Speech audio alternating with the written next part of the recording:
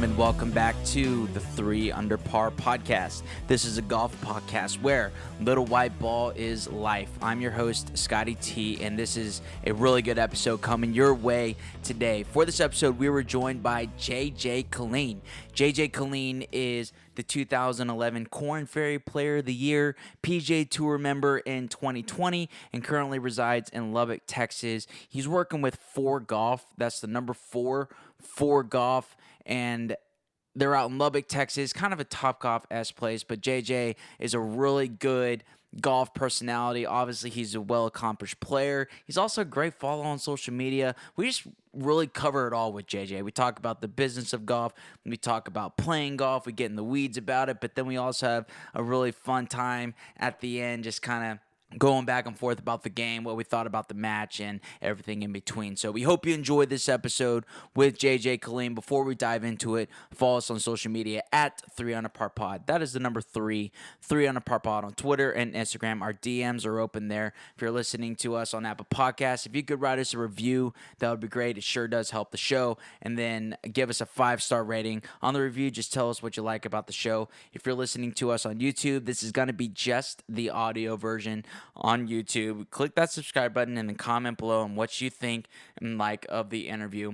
And then also tell a friend. We got some big things that we want to do this summer, so we need you to help grow the show, and that's by telling a friend, family member, a coworker, something like that. That would be great. So we appreciate you. We hope you enjoy this interview with JJ Killeen. And remember, little white ball is life.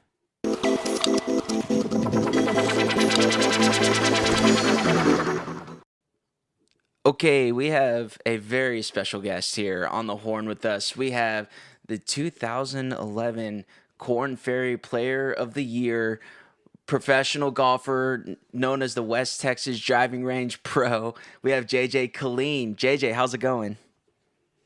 Yeah, it's going awesome. Just chilling here watching the dirt blow in West Texas, man. How are things out there in Lubbock? It's good. The golf season is kind of upon us now. Warm weather's here. Things are looking pretty sweet up here. All right, awesome. Well, JJ, I first heard your name when I first reached out to you. I told you on the Next Wave podcast, one of the Korn Ferry podcasts that's out there, and found your story just very fascinating, very compelling, and really glad that you agreed to come on. So we're going to talk some golf, probably your background, and then what you're doing with 4 Golf. I got a quick question for you off the bat, though. So even on your Twitter profile, it says 2011 Korn Ferry Player of the Year. Did you have to go in and change that? Since it seems like the web.com Korn Ferry Nationwide Tour, it seems to change names pretty frequently. Yeah, well, you know, it is a corporate game, and Korn Ferry Tour, for golf fans, as you know, is like, a branch of the PGA Tour, and always has a different corporate sponsor every couple of years. But when I did it, it was actually Nationwide, and then web.com after that, and now Korn Ferry. But yeah, man, I changed it. It's all the same, right? Corporate sponsor running it at the end of the day, but you got to get the right corporate sponsor in there, since they're paying the cash to have their name on the tour. Right. No doubt. So, I guess jumping forward a little bit, tell us about 4 Golf, because we'll probably talk a little bit more about your playing career here in a sec, but going from the playing side of things to the business side of golf, how is that different, and what do you see there? Yeah, I mean, when you're, 4 Golf in general, for people that don't know, so, the number 4 ORE, 4 Golf in general, Golf Entertainment Center, right? So think Topgolf. That's the name that comes to everybody's mind immediately. We actually just did like a Topgolf technology partnership with them with all the new Top Tracer stuff. So yeah, we've been super excited to have that in here, but same type of experience, all those things. So that'll just paint a picture of what 4 Golf is in general. But the difference really between playing regular golf and the business of golf is the only person you have to worry about on a golf course is yourself, right? Individual sport, whatever. If you suck, it's your own fault. If you play well, maybe you were lucky. Maybe it's because you're doing all the right things to play well. But at the end of the day, it's your own fault, or you're the hero of your own story, right? A business, although a business has leaders and a lot of other things, a business is a complex model, lots of moving parts. People's incomes, lives are at stake all the time. The organization component, it's the professionalism. It's all a different dynamic. And I went to school at TCU. I'm not a business major, so I was kind of the school of hard knocks situation, figuring it out. But it's more of a teamwork environment, to say the least, right? What do they say? Like put your aces in their places, or whatever it is. It's like, Right. you want to build a good team. You want to be able to rely on people for certain things. And then, the golf business in general, it's a tricky business. There's a lot of competition. It's a discretionary income component. You want people to experience your product over a movie theater or a real golf course or whatever it is. And, at the end of the day, you have to be really strategic and proud of the product you showcase, and try to get people to come back and visit. But, I love golf in general. I'm glad I've learned it, man. I've learned more about the golf business than I ever thought I would in the last 3 years. And I know almost every facet of it, from, merchandise component, all the way, obviously, to the teaching component, which I've done a lot, to just the business in general, through even golf course stuff that I've dealt with, or we've done events with golf courses and then back at our place, putting events together, things like that, corporate relationships. Like, I'll appreciate pro-ams on golf courses so much more now, just because the relationships and things like that you can build, dude. But it's different, man. It's a different dynamic. When you're playing golf, like, you only care about yourself, and it's not selfish. It's because, like, that's all that matters on the golf course at that moment, right? What you do, you can control, right? What everybody else does, it doesn't really matter. And this is just a different setup, but it's cool, man. I'm glad I've got to experience literally full circle the golf world. Yeah, and I saw that y'all did strike the deal with Top Tracer technology, which I think is pretty cool. Foreplay does have Four Golf does have a Top Golf type feel. Is that interesting? Is the Top Tracer technology, since it's owned by Top Golf, is that technically a competitor? The Top Golf is kind of competition as well, or how does that relationship work? Well, we're here in Lubbock. We're here in Lubbock, Texas. Mm-hmm. They don't have a facility here, but they have Top Tracer at a lot of their facilities, and both sides see it as a partnership. Obviously there's no Top Golf next to us. It might seem more of a rivalry type deal, but it's really not. And the way I see it, man, you want to affiliate yourself, especially with a worldwide leader like that, kind of the OG that started that component. You want to affiliate yourself with Coca-Cola, man. If you're just cola, right? You want name recognition, brand recognition, just the logo, name and likeness, all those things is a big deal just in general to get people through the door. And then, right. We have our own touch on a lot of things, our own food, our own merchandise. We have a full-fledged golf academy, 2,500 square feet, with Trackman, flight scope, body track, all this cool stuff, cool video that legitimizes the golf component. But yeah, man, you want to align yourself with the best groups. And, we've learned a lot from them. And I also think they've learned a lot from us too, because they have their own model and things like that ready to crank out. But we're a little different dynamic in a smaller market, but we work with each other. Right. No, that's great. And that's kind of just the golf community, I feel like. Even when you're playing in competition, it's like you're traveling out there. I'm sure you know more than most out there on the Korn Ferry Tour. You're playing with a bunch of these guys. You become friends with all these guys, but you're also trying to beat each other's brains in on the course at the same time. Yeah. So I think that's great. So JJ, kind of going back a little bit, what's your background in golf? How'd you get introduced to the game, and how did you end up playing professionally? Yeah. So the short version, I grew up in Southern California in San Diego. I just would play, kind of once a week with my dad and grandpa. My dad taught me, really didn't have lessons until I was 14, 15 years old. Played kind of every sport.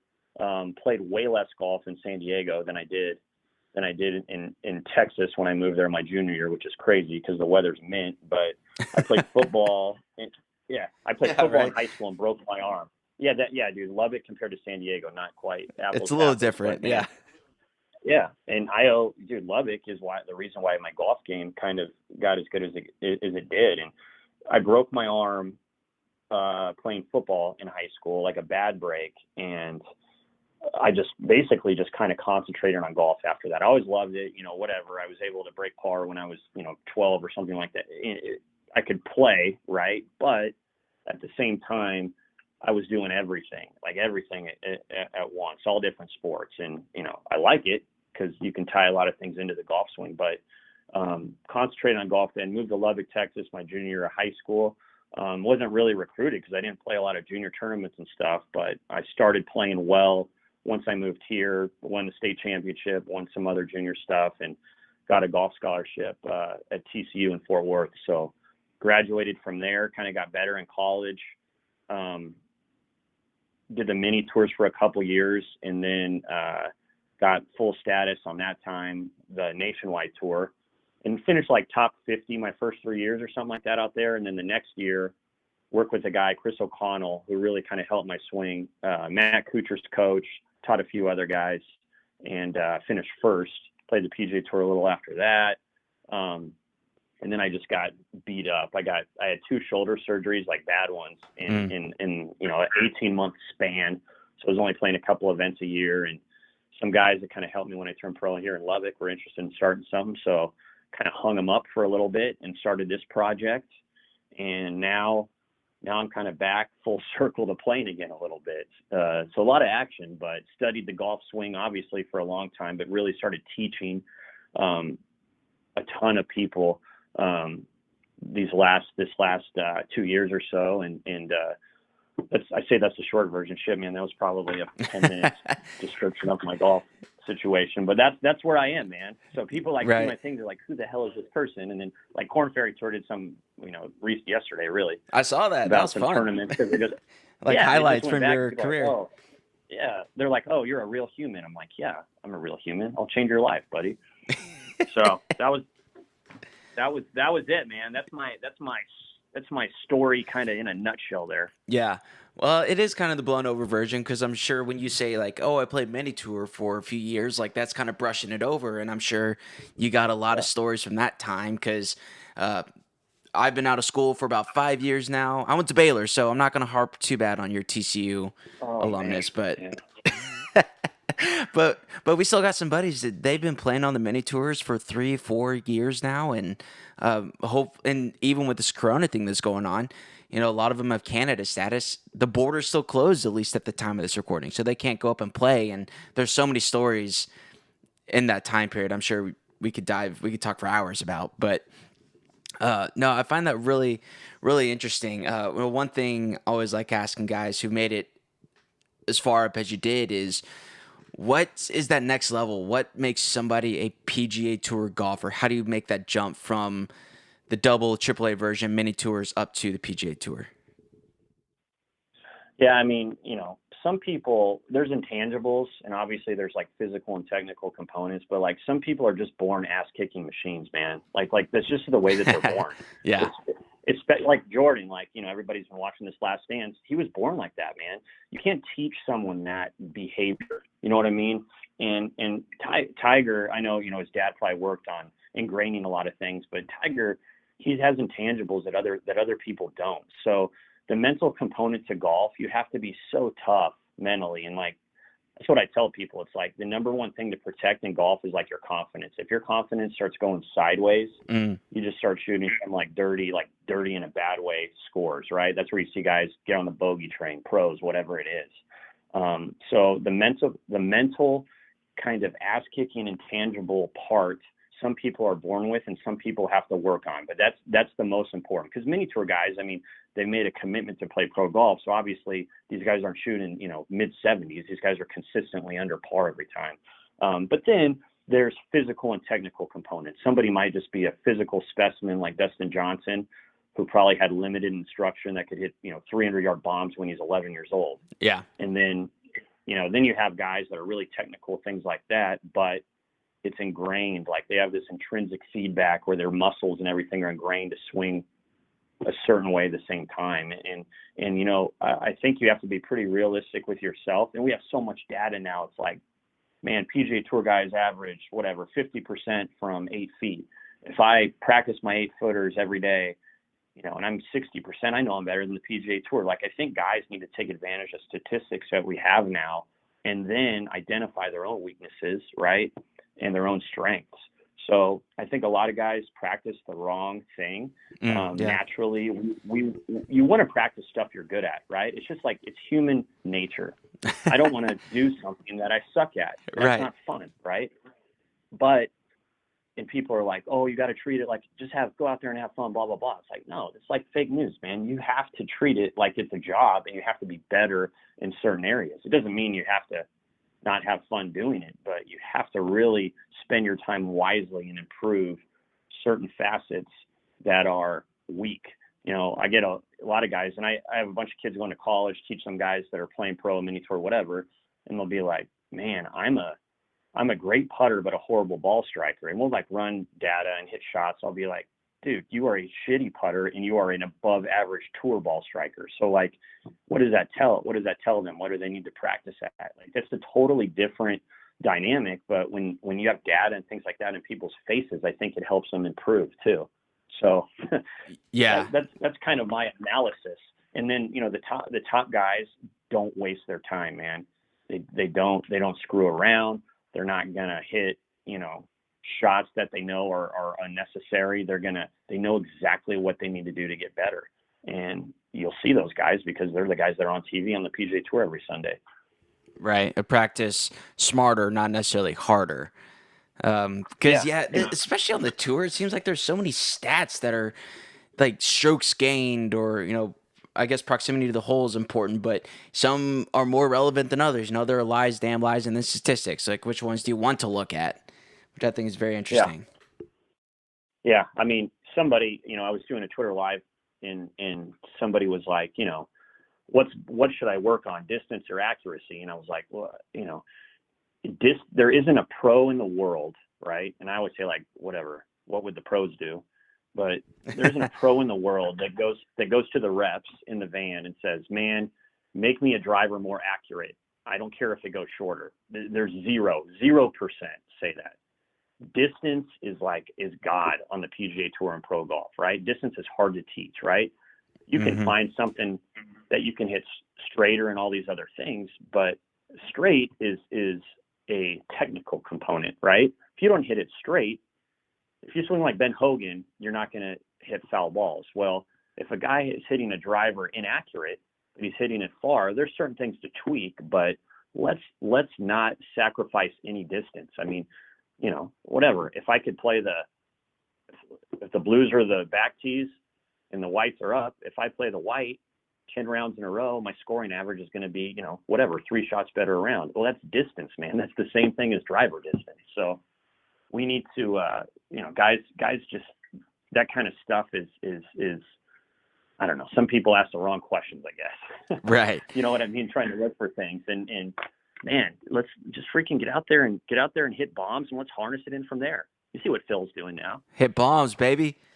Yeah. That's it, dude. That's a really good point, especially with the technology change and whatnot. And yeah, I tuned in for your Twitter live thing. I think it was last night or 2 nights ago. Or you posted a video of the Callaway driver from the 90s, which I thought was really interesting. Yeah. So I was curious in terms of technology jump that you've seen. Yeah, I mean, you're crushed that thing. Yeah. Is it more of the ball or the driver head you think that's made the big difference with technology? Yeah, I mean, as far as the club's concerned, the clubs do go a little farther now, but miss hits go way farther now, right? So like something off the heel or toe, you can still hit it quite a ways, where guys off-centered hits were penalized more.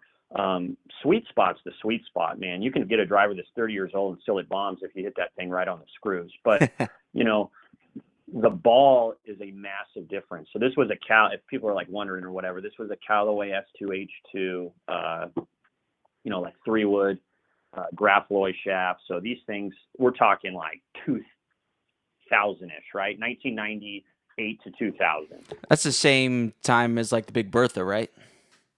Well, yeah. So this is even before that. So we may be taking, this may be closer to 30 years old than 20 years. Yeah. And I hit it and it went 280 in the air and I pounded it. But, if I had a Tour Volata, which I didn't have, the thing's going 30 yards shorter. So the ball now goes so far. It's so much more aerodynamic. It's so much more durable. You match it up with the driver, and it's a better deal. The ball spins less now. But as far as the clubs, dude, it's off-centered hits are more consistent now. But the ball is a massive, massive difference maker.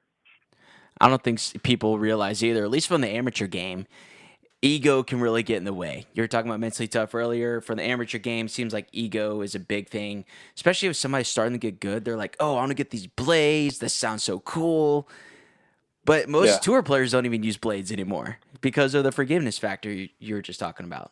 Yeah, I mean, irons are made for accuracy, right? Like, we all know that, but they're also made to hit consistently. And, pros aren't using game improvement irons where a 7-iron for them might fly 190, then the next shot 210, and it feels like the same hit. That's for lower swing speed guys. But, guys are, muscle backs and things like that. Plenty of guys use them, of course, but a lot of guys use these combo sets, right? Where they're like, man, I need a little more lift. I need, whatever, get my spin right. I'm going to use a half cavity back combo from a 6-iron and up or whatever it is. And that just happens a lot because, first of all, they're easier to hit. And then second of all, they're trying to get this like perfect trajectory and match it throughout their bag. So, blades might look cool and it might be an ego thing, but whatever, your scorecard will suck more at the end of the day. Your bag looks sweet. Yeah. It's all about the look. Look good, feel good, right? And it's like, nah, I'll still go and kick your ass, but hey, it's all good. But yeah, I think that's interesting. So you were saying you've done a little bit more teaching now, and how's that been going? The whole teaching thing. It seems like, because I love the videos that you post, which people need to go follow. People who are listening, go follow JJ on Twitter at JJ Killeen TCU. It's a really interesting follow. You were talking about the Ben Hogan swing and whatnot. How are you using social media in particular to teach a little bit more? Yeah, man. I think there's so many, whatever. There's a million teachers better than me, I'm sure. There's guys that it's, biomechanics with their swing and everything else, guys with PhDs and all these things. But like, you have to relate it to something sometimes some people can understand, right? And maybe you need like to drink 3 beers to demonstrate in a video or whatever it is. But absolutely. Some people can't understand. And then terminology like flexion, extension, supination. Like, if I'm a person that's played golf, I don't know the difference between those two. So like, talk about the term, but show them in something they can relate to. Show them in a different sport or whatever it is. And, when you're talking about teaching, everybody's body's different, man. You can have a 70-year-old dude that's super flexible and a 19-year-old kid that's just like, his body can't move. His hips are stiff, all these things. And I think it's understanding what you're working with, right? Sometimes communication's huge. Conveying one thing, even though it's the same thing, but saying it differently kind of sticks in a person's brain. And then you don't want their head to explode, man. You gotta build their confidence and then work things in there and then show them results through video or whatever it is. Sometimes people just can't get something. And I think the best teachers, and it's frustrating for a customer or client, whatever you want to call them, but it's frustrating for them to go in for 4 lessons in a row and work on the same thing. You know what I mean? But yeah, a good teacher will understand that if they don't fix that, they'll never improve, right? I think that's a huge component to teaching in general. But then you want to build their confidence too by hitting solid shots and things like that. But man, it's the communication component's there. You just have to test people's patience a lot too and see if they're looking for a Band-Aid. If somebody comes in, I have guys that come in consistently, and then I do a bunch of online stuff, and then I have guys like that'll come in once in a blue moon looking for a Band-Aid. Well, I want to help the Band-Aid guy. It's his time, it's his money, but I have to be pretty realistic that this dude just wants to get rid of the shanks because he's got, playing in the Boss's Scramble or whatever it is. So you have to adjust to kind of what's going on right there too. Yeah, no, that makes sense. I think that's a really interesting point about a quick Band-Aid versus like a swing fix. Because you can, if you want a quick Band-Aid, maybe change your grip or feel this motion, but true swing change, it depends on what they're looking for. And that's got to be a hard point for a teacher, man. Y'all are the true MVPs when it comes to golf. Yeah, you want a consistent product too, man. obviously you want, to engage people. You want it to be interesting. You want it to be funny, whatever it is. But then some people are just like stiff as a board. It's like all business to them. They're like, I don't understand why I didn't hit that one good. I was like, well, because you suck and you did it wrong. Like, whatever. And I can tell that to 90% of the people, but one person, they'll get super butthurt and they'll leave. You know what I mean? So it's like you got to know your audience a little bit too. That's the reality of it. I mean, it's teaching golf. The cool thing is, man, like 5-year-old kids to 80-year-olds take lessons. They want to get better, right? It's just a badass deal that you can help someone play a game they can literally play for a long time. But you got an 80-year-old dude that's wondering why he's doing this because he still wants to play golf every day of his life. And you got to know how to work with someone like that compared to a kid that you just don't want him to break something in your golf studio. So right. Because that shit's man. expensive. You don't want to break those top tracers and Trackmans, whatnot. I don't think people realize how expensive those are. Yeah, dude, Trackman's $25,000. Golly, it seems like everyone has one in their back pocket now. Those aren't cheap. Yeah, I don't know. I mean, it's a phenomenal tool. In pros, it's worth it for a pro because whatever, that's the difference between a 15th place and a 13th place in a tournament. It's peanuts if it helps them save a shot in one event, but there's so much data and overpowering data. You gotta take it for what it is and know what you're using it for. Right. But yeah. If it was between a Trackman and I need a car for work, well, I would suggest people get a car before they get a Trackman to go to work. Especially right now. Oh man, crazy times. Are y'all open for business at four golf? Yeah. So, I mean, we're lucky we're in Texas. Texas is one of the states that kind of got everything under control early, opened up, that sort of situation. But, I think we're still limited. A business like mine, a business that's driven on corporate events and large mass gatherings, you know what I mean? Large groups of people coming together, going out, whatever it is, kids' birthday parties. Hopefully, we hang in there and people start coming out, but that's a difficult thing. In Topgolf, you can see in the major cities, they might only have 1 or 2 open or limited or things like that. But, hopefully people feel we're safe and everything like that. And people start coming out for big time events, but man, it's hard to predict human behavior. It really is. So hopefully we'll be firing on all cylinders business wise here, come summertime, but just different, man. It's an unpredictable situation for a ton of businesses. Yeah, really unprecedented times right now. So if our listenership, if we have any listeners up in Lubbock, go check out Four Golf, go support them. Kind of switching gears here a little bit. The PGA Tour, they're coming back to Colonial. I'm sure you've played that course a few times, seeing that TCU is literally like right there. What are you expecting from Colonial and really against the PGA Tour schedule for the next 6 months? My favorite part of this is making you say TCU like 9 times during this. That's just been awesome. A piece of my soul does die a little bit, but yeah. There's no PGA Tour event in Waco, so I'll tell you about this one here. Hey, they got the Starburst. Nah, it's not the same. That's pretty. Yeah. Okay. So anyway, Colonial. I was lucky enough, man. I was a member there in another course called Mira Vista. I loved playing them both for like 10 years, right? So I played it a million times. I played the event there one time, 2012, literally on the TCU campus, as you said. But the cool thing about this, first of all, golf's been gone for a while. Now it's back. But, dude, they got the top 5 guys in the world committed to the event. I just think it's great for, City of Fort Worth did a hell of a job just organizing this. I mean, a lot of pressure being the first one back, but players obviously feel comfortable, safe, whatever terminology you want to use to just play. I mean, these players probably took some time off, but everybody that's in that tournament's out practicing their ass off right now, I promise you. And guys are ready to roll, man. They're ready to get this thing going. They're ready to play golf, bring some entertainment to the people. We've got phenomenal golf season ahead of us with Masters, US Open, Ryder Cup, FedEx Cup, just one after another great events. Might have NFL starting at the same time, college football starting in the fall. Dude, this could be the greatest 6 months of sports ever. Baseball starting. I mean, just really cool stuff. I can't wait. It's going to be like a full-on sprint, it seems like. until Christmas. Yeah. And then a quick turnaround with the Masters coming back in April and a few other events. Like that's going to be sick. I can't wait. Do you think they'll play the Ryder Cup with this year?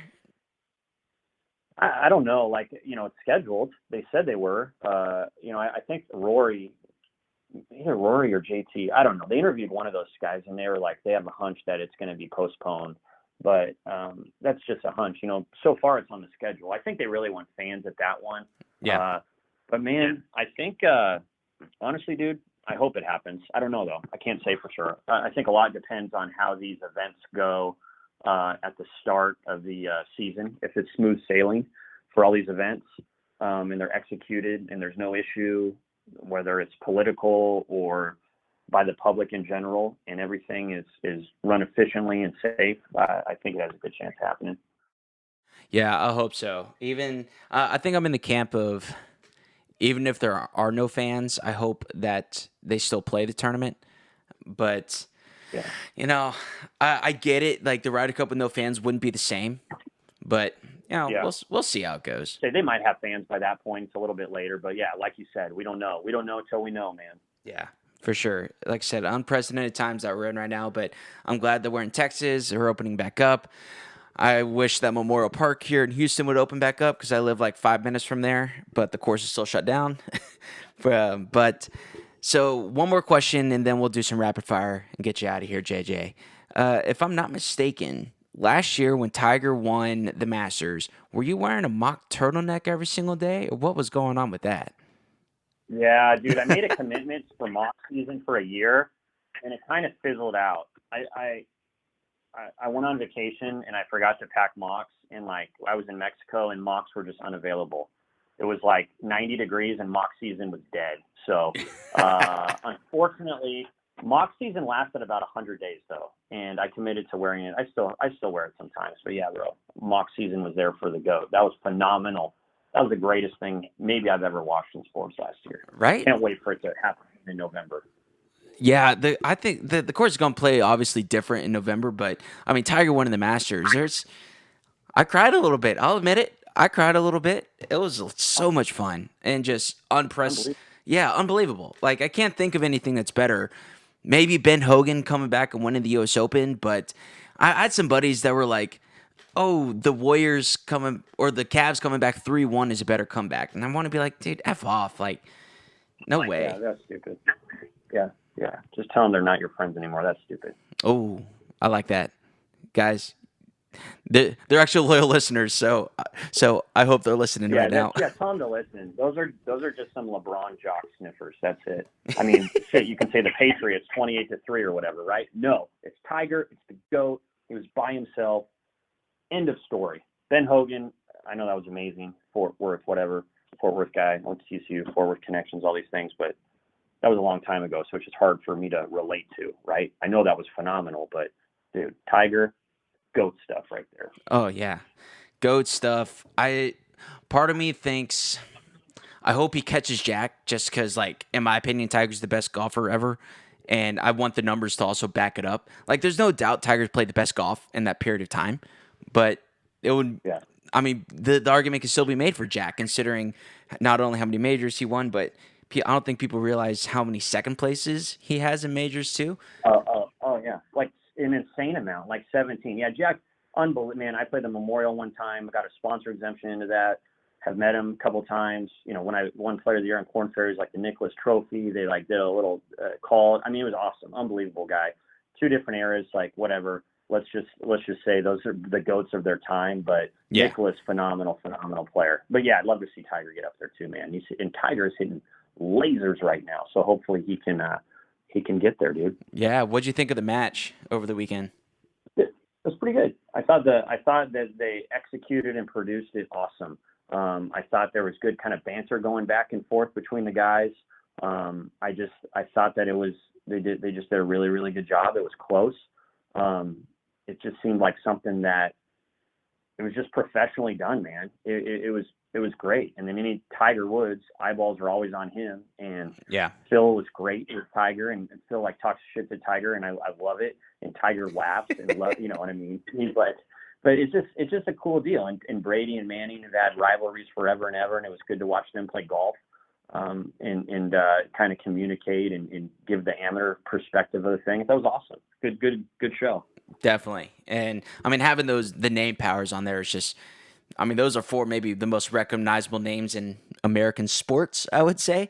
But I like the fact that the amateurs thrown in there. You hit some good shots. You hit some really bad ones too. Like seeing the memes of Tom Brady shanking it off the tee practically. It was hilarious. And so, yeah, it had everything. But to your point, I mean, Tiger looks dialed in right now. Yeah, I think he'll be nails. We'll see. We'll see when he starts. We'll see the first event he plays in or whatever. But yeah, things are looking pretty up for him. Yeah, for sure. Well, JJ, this has been awesome. This has been so much fun. Can't thank you enough for agreeing to jump on the horn, talk some golf with us, a little more in depth, but also a little more fun. So I got some rapid fire questions though before we get out of here for you. Bring it. 2-part question. On the Korn Ferry Tour and the PGA Tour, what were your favorite stops? Korn Ferry Tour, Salt Lake City, Omaha, because I want to both go. Nice. And then Colonial Memorial Riviera on the PGA Tour. Okay. Nice. Yeah, I think those are consistently rated some of the top ones in the area. So, favorite club in the bag? Putter. Always, no matter how dirty I am or whatever the circumstances, my putter's usually my savior in my bag. Old steady, huh? Yeah, most of the time. Do you have any superstitions out there on the course? Not really, man. I always mark my ball heads up, and the reason is I screwed up one time and didn't move a mark back. So every time I move a mark, I go to tails, and now I know that shit. Why is this coin on tails? Oh yeah, it's because I need to move it back. So I don't know if that's a superstition, but that's what I do. Yeah, no, that makes sense. Because it can be very easy to forget to move back sometimes. So that's it. You mentioned earlier that you're focusing more now on golf. Any thoughts on making a comeback? Do you have any status left? Yeah, I have a year of status left. So I've actually done quite a few qualifiers before this started. Teach a little bit, play a little bit, see what happens. The Korn Ferry Tour season is essentially 2 years now. So I'll do some qualifiers, hopefully get in, see what happens, man. Probably more than likely be a top 20 player in the world by this time next year. I love it. Yeah. It's all, like you said, the Michael Jordan mentality. Oh, if you don't like to play that way, don't play. City of Lubbock. I meant top 20 in the city of Lubbock. Yeah, there it is. Yeah.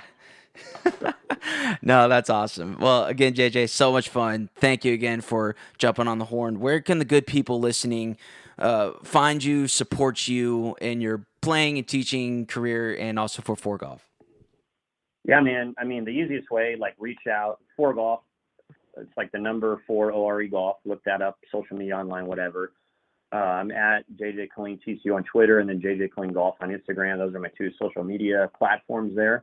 And then, give me a follow. Do a bunch of online instruction. Been doing a ton here lately during this, and play golf quite a bit. Do some cool videos on the course, and then hopefully play some more pro events this year. Full circle in golf there. Perfect. I can tell you, JJ is a great follow. Everybody go do it. He's got some good stuff. The Twitter lives and everything. It's a good listen. It's good listen, good watch. So encourage everybody that could do that. Thanks again, JJ, for jumping on the horn. All right. Thanks for having me on. Peace.